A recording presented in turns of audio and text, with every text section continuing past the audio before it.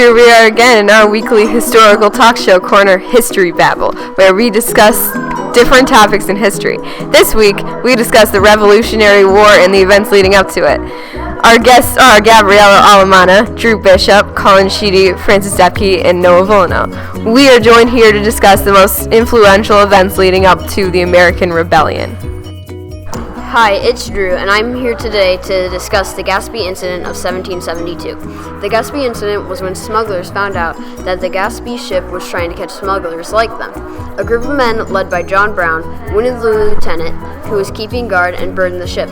They were never caught, but it was a breaking point in the colonies, because it was showing that they weren't going to be ruled by England.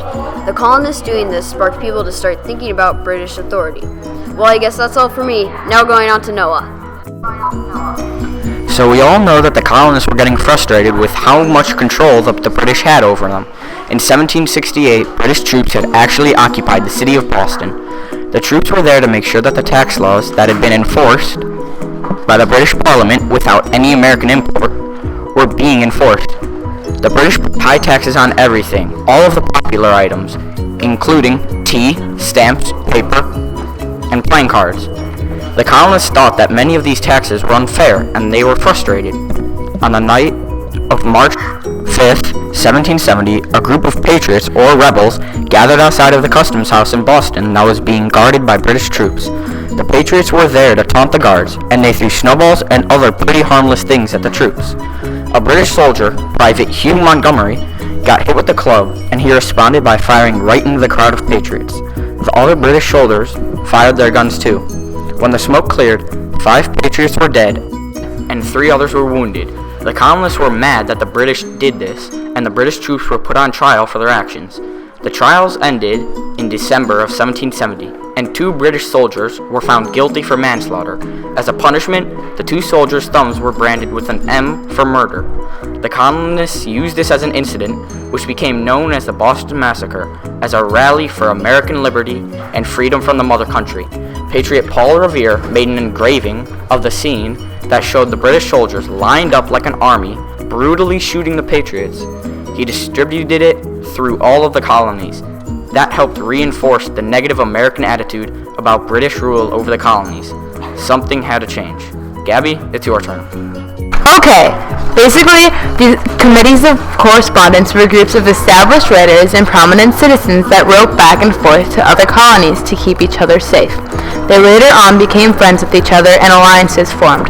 The committees of correspondence were New England's first institution that communicated with one another.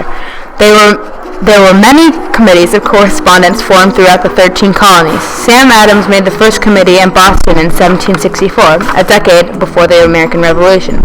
The purpose of the first committee was to write to other colonies and encourage people to become united to rebel against Britain. Next year, in 1765, New York made a similar group that kept other colonies informed on New York's actions of resistance during the Stamp Act. The Act of Correspondence led to the Stamp Act Congress. In 1772, another committee was established in Boston, and that reached out to other towns in the province to inform everyone that Massachusetts governor and judges were being paid by the Crown, not colonial legislature. More than half of Boston's 260 cities received letters and replied. In March 1733, the Virginia House of Burgesses proposed that each colonial legislature, a group of people that have the power to change laws, appoint a committee that meets regularly for intercolonial correspondence. After a year, about everyone had joined this network. When the First Continental Congress was held in 1774, the committees of correspondence represented the evolution of intercolonial exchange and correspondence. Take it away, Francis. Thanks, Gabby. The British put the Tea Act into place on May 10, 1773. The Act declared that a 3-penny per pound of tea import tax would become law.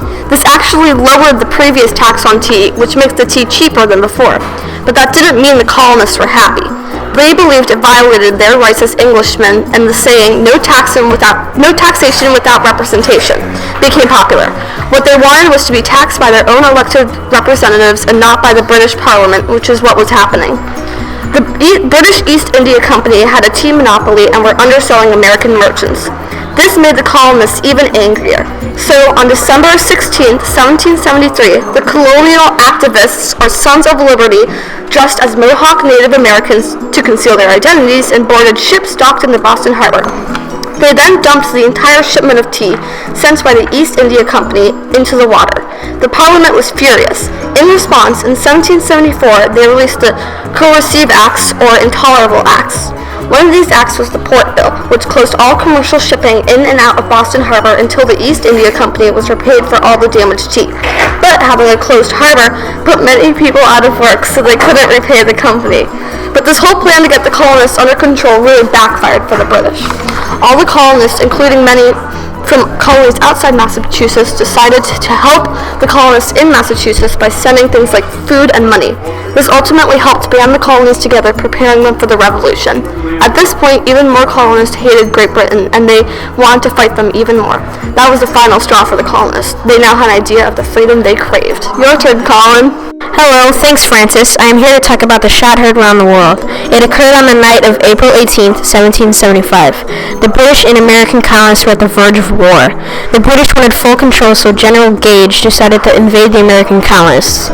He ordered to invade Lexington and Concord, the most affluent of the colonists' weapon and ammo.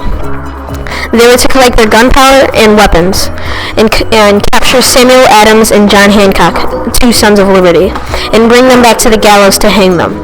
With a last-minute visit from Paul Revere and two other Sons of Liberty, the British and American patriots were ready to defend an attack from the British.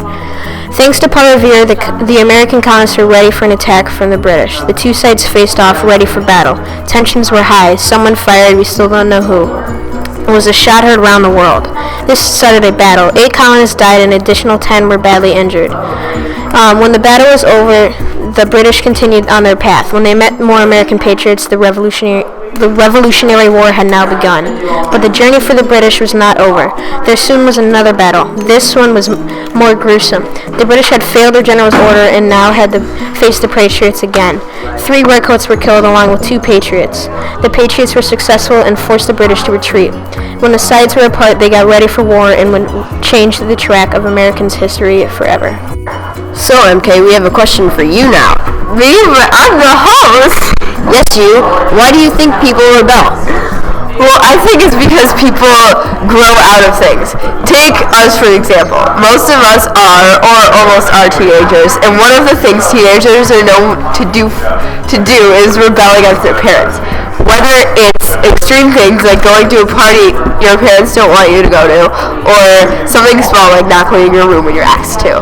This rebelling happens because teenagers are tired of being treated like kids. Kids don't know how much they want freedom until they're introduced to the idea. They want to be adults and to be free to make their own choices.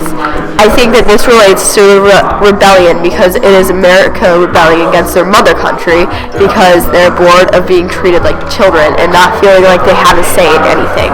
America didn't agree with the way British ran things, and they wanted to run things by themselves. They wanted to have their own say and make their own decisions and have freedom. Freedom was something that nobody truly had back then, and they didn't even know until the idea of rebellion came up. Very insightful. In conclusion, the Revolutionary War was a very important time in American history. Thank you for joining us today, friends and viewers, and thank you for listening. I hope you learned something in this week's episode of History Babble.